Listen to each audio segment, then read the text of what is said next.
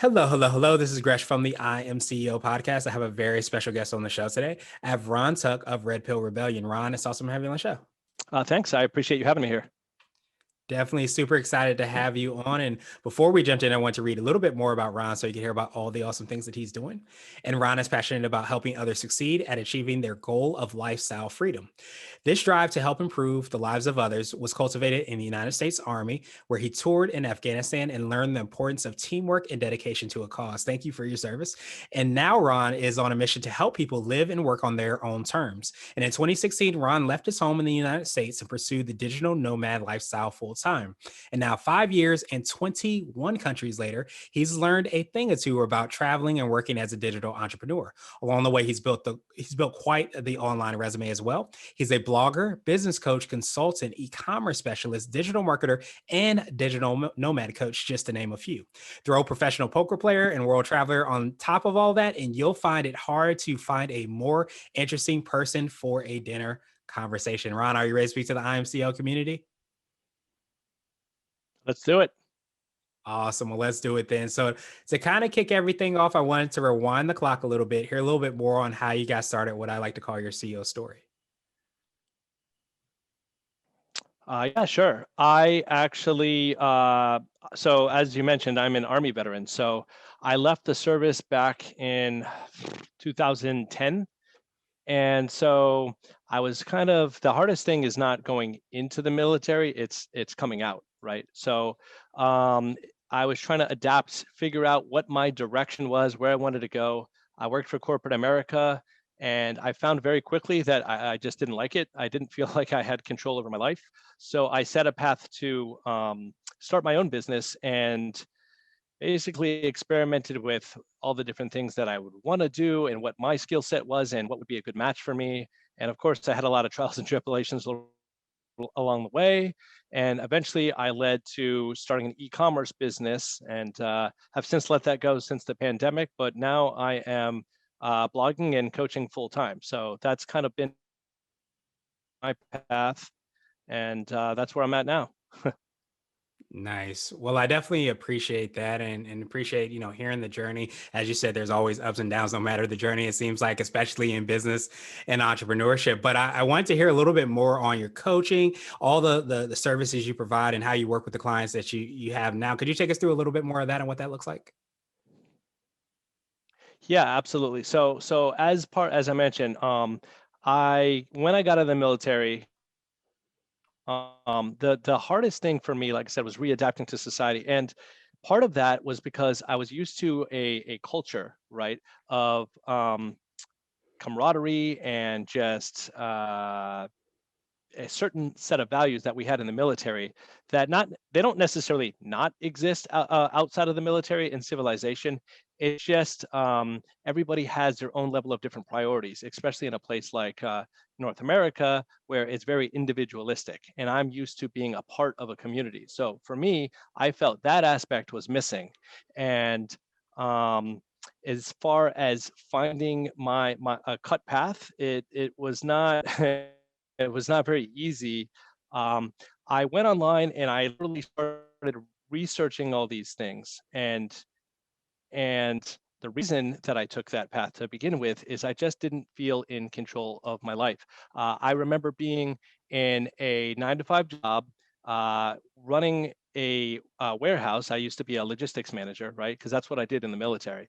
And when I exited that, so for example, at the end of the day, I had people that would just drop their stuff off at the end of the day, and they would tell me, in one sense, you're not allowed to have overtime, but also at the same time, we need you to get this done today. And by the way, I'm going to drop it on your desk at 6 p.m. So it's like, okay, you want me to get the work done, but you don't want to pay me for it. So I don't know. It's very contradictory. So that was the point when I was just, kind of, for me, enough was enough, and I just wanted to gain clarity and control on what direction I went. And so from that point, I started researching everything, and I found a group of people called digital nomads. Right, that's somebody that works from anywhere, that has an internet connection, and all they need is their internet and whatever technology they use to operate their business. Usually, some of software as a service tools. And I got into e-commerce, and as a result of that, I found some mentors that were able to help me. They were already making, something along the lines of multiple six-figure revenue from their business. So I made friends very quickly in that community, and that led me to starting a e-commerce business, and that kind of got my start in internet marketing. But at the same time, I was very, very intrigued and passionate. I was spending my days working and learning my business and how to make it thrive. But I was also very uh, really like energetic towards this new lifestyle. I was very excited. I was meeting all these people from different places that were all entrepreneurs that I was rubbing elbows with, that their experience then was able to trickle off to me because we had all these very in-depth conversations on the digital nomad and what type of business do you do? And I got a kind of a sampling, if you will, of all the different types of styles of business that people have. And I was very excited about that. And fast forward, post pandemic, right? Or almost post pandemic, as I should say, where I now have a business that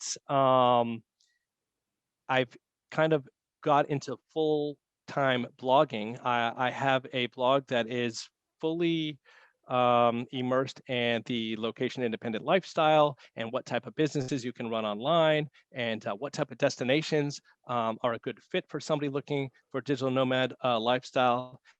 And as a result of that, I had a influx of people that were curious, how do I do what I do? How do I also live from a remote location and earn my money in my home currency? So now I coach my clients using my digital nomad coaching program to help them, mostly aspiring entrepreneurs that are struggling with their 9 to 5 job, to help them create an exit strategy that involves starting a remote digital business that is custom tailored to their strengths so that they can work from anywhere and earn a sustainable income. So that is kind of the long-winded version of my journey.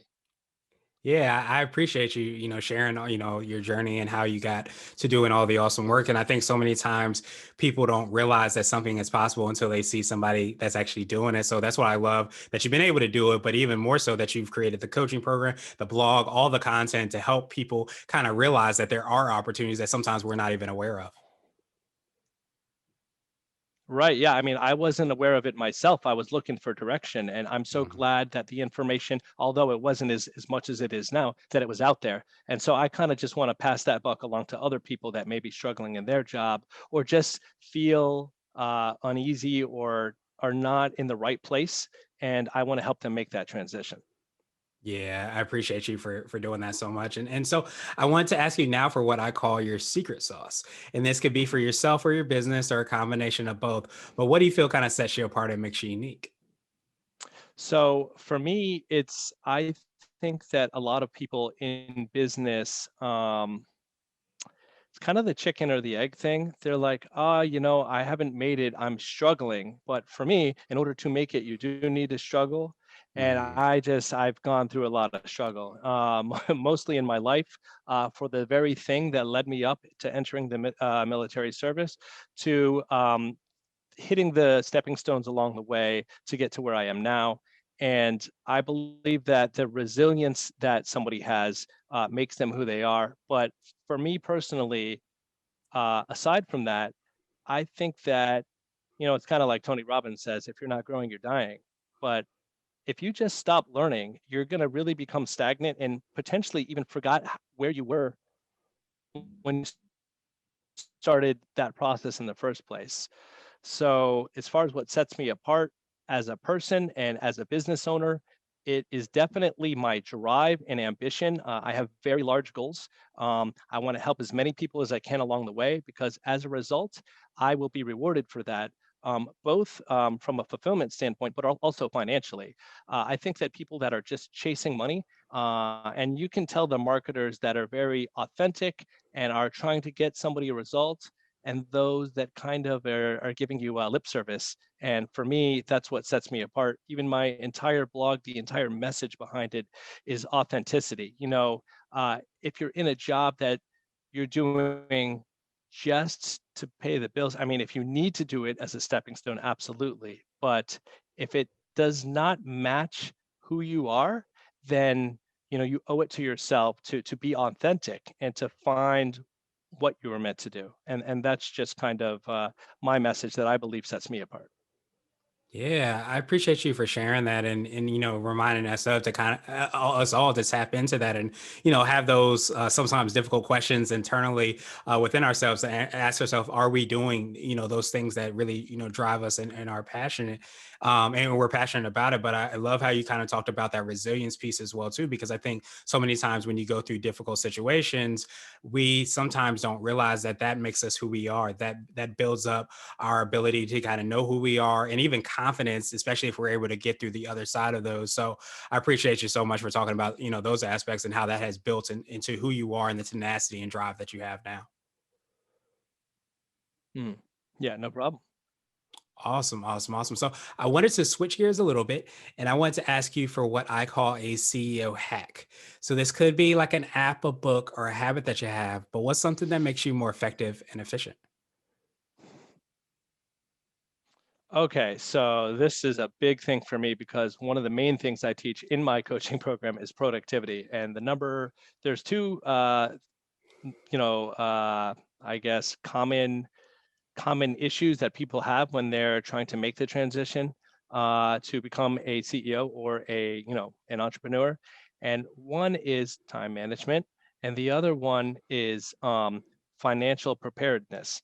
Now, they're kind of one and the same, but one hack for me is as a solopreneur, the most difficult struggle that I've had personally and that a lot of my clients have is that if you are not you cannot do everything yourself. If you're trying to do everything yourself, it's just not possible. I mean, as a CEO, you have to put on many different hats. You have to be a marketer, you have to be a customer service manager, right? You have to be an accountant, you have to be your own, therapist sometimes.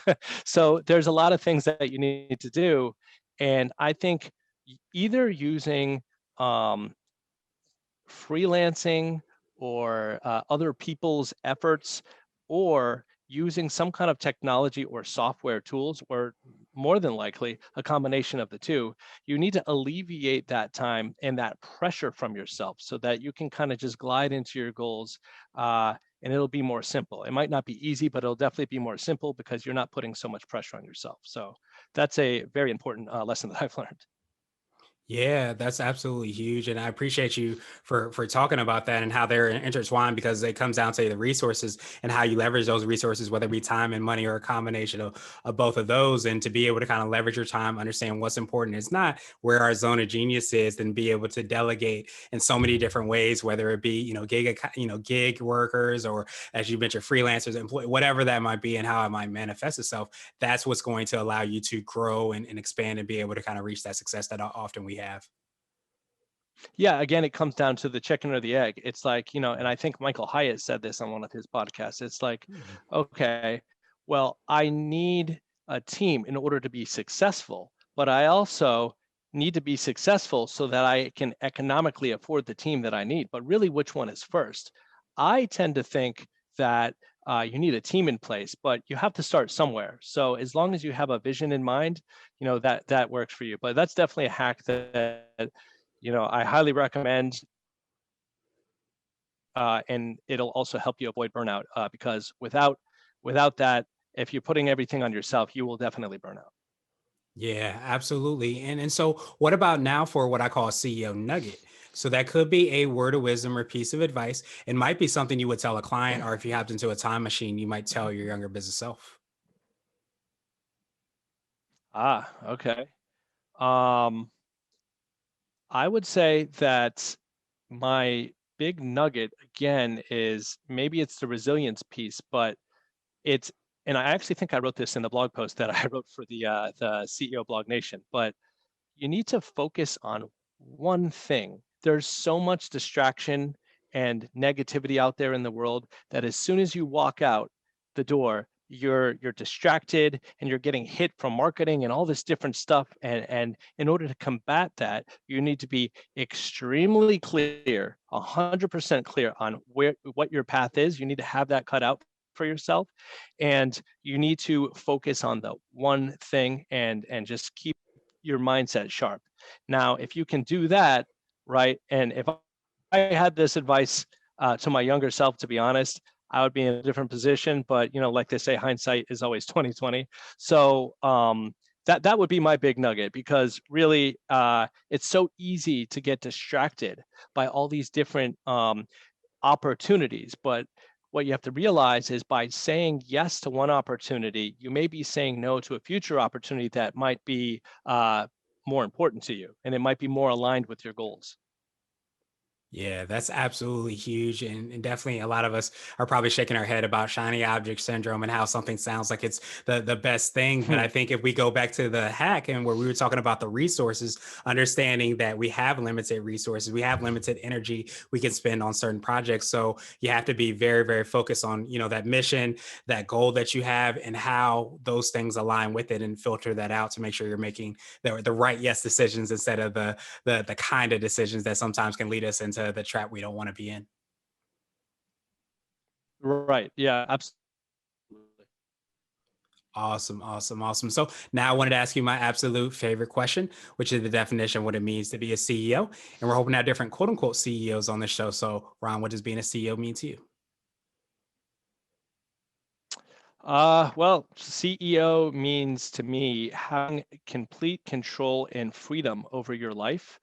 It allows flexibility, but you're giving back in a way. You might be giving back economically. You may be giving back in the term of jobs. You may be giving back in what you like to call your zone of genius, where you're offering a service or a product or a good or whatever it is that you do. It's unique, it's different, and people want to hear from you. They want to buy from you.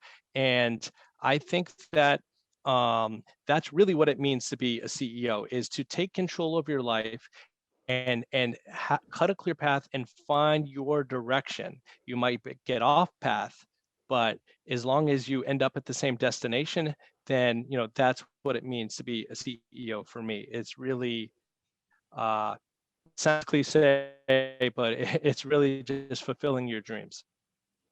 Yeah, absolutely appreciate that definition, and kind of, understanding how mission driven it is, especially too, because as you said, throughout the journey, sometimes we get off path, sometimes our path might even change, Mm, but understanding that we're still aligned, with that mission is absolutely huge. And, mm. and even as you said, and as you help out so many digital nomads or people that are even interested in it, and understanding how we get back in so many different ways to kind of see the value and see the expertise or the experience that we have and how we can give out to so many people is absolutely huge. So truly appreciate that definition. I appreciate your time even more, Ron. What I want to do is just pass you the mic, so to speak, just to see if there's anything additional you can let our readers and listeners know. And of course, how best they can get a hold of you and find out about all the awesome things you're working on. Absolutely. Yeah, no, I just want to say thank you very much for, giving me the opportunity to come on the show and share with you and the CEO, the I am CEO audience. That very, I appreciate that. And if you want to reach out to me, you can find me on my blog at www.redpillrebellion.com, or you can also find me over at Instagram, which is at red_pill_ron. And thanks for having me. Absolutely appreciate you for contributing so much to our sites, and of course, taking time out today. We will have the links and information in the show notes as well too, so that everybody can click through and follow you and engage. But thank you, appreciate you, my friend, and I hope you have a great rest of the day. Yeah, thanks so much. You as well.